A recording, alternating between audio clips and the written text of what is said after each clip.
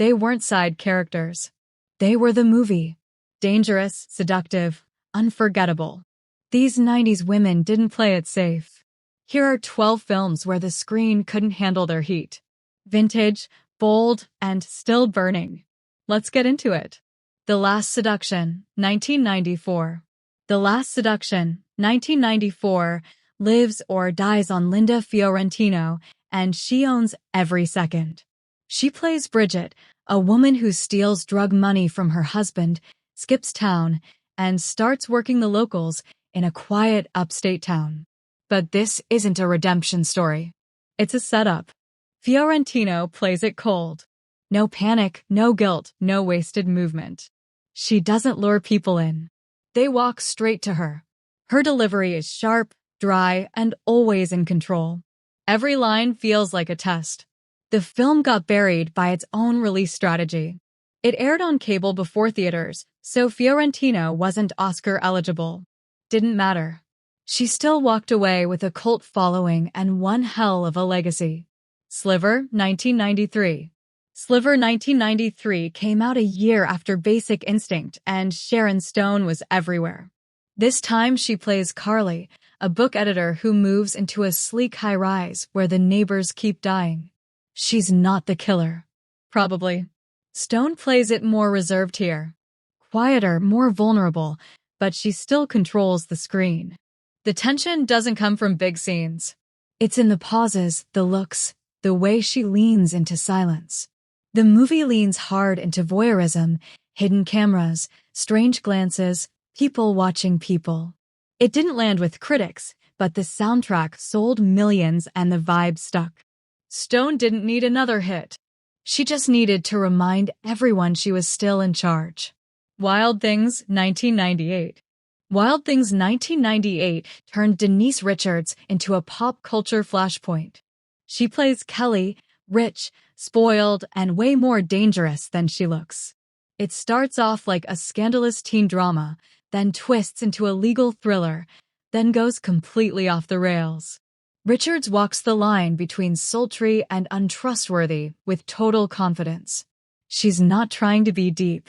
She's playing the game and playing it hard. The pool scene with Neve Campbell, it became one of the most paused, talked about, and parroted moments of the decade. People remember the sex appeal, but the real legacy is the chaos, the triple crosses, the smirks, the reveal after reveal. It's sleazy, it's smart, and somehow still unforgettable. Found, 1996. Found 1996 put Gina Gershon and Jennifer Tilly at the center of a movie that didn't treat them like side characters or stereotypes. Gershon plays Corky, an ex-con with a quiet intensity. Tilly plays Violet, the mob girlfriend with a soft voice and sharp instincts. Their chemistry is immediate. No fake build-up, no hesitation. But this isn't just about sex. It's a con movie and both women run it. Tilly leans into the Brady femme fatale thing, then flips it. Gershon stays cool under pressure, no matter how violent it gets. The Wachowskis wrote and directed it before The Matrix, and you can already see the precision. Every scene is tight. Every move feels planned. It didn't try to copy anything. It made its own lane, and others followed. Single White Female, 1992. Single White Female 1992 doesn't work without Jennifer Jason Leigh. She plays Hetty, a shy, soft-spoken woman who moves in with Bridget Fonda after a breakup. At first, she's harmless, helpful, a little off. Then comes the haircut, the clothes, the slow unraveling. Leigh doesn't go big with it. She plays it quiet.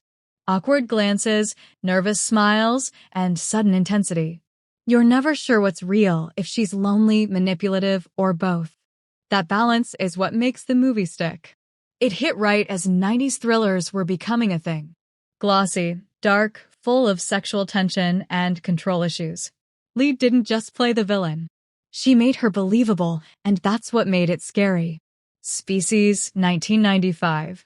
Species, 1995, made Natasha Henstridge a cult icon overnight. She plays Syl, a genetically engineered alien hybrid who escapes a lab and goes searching for a mate. Henstridge barely speaks in the film, but she doesn't need to.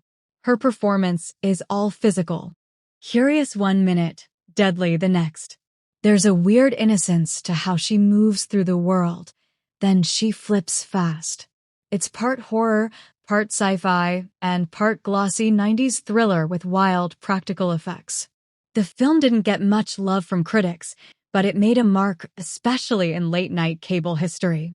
Syl became one of those instantly recognizable characters, even if you'd never seen the whole movie. Blame H.R. Geiger or The Dress. The Getaway, 1994. The Getaway, 1994 isn't subtle. It's loud, sweaty, and constantly on edge.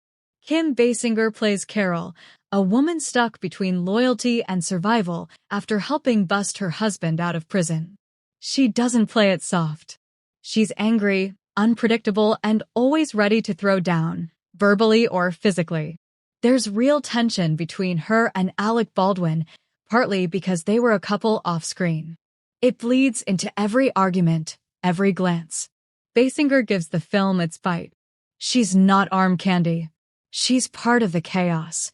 It didn't win over critics, but it found a second life on VHS and cable.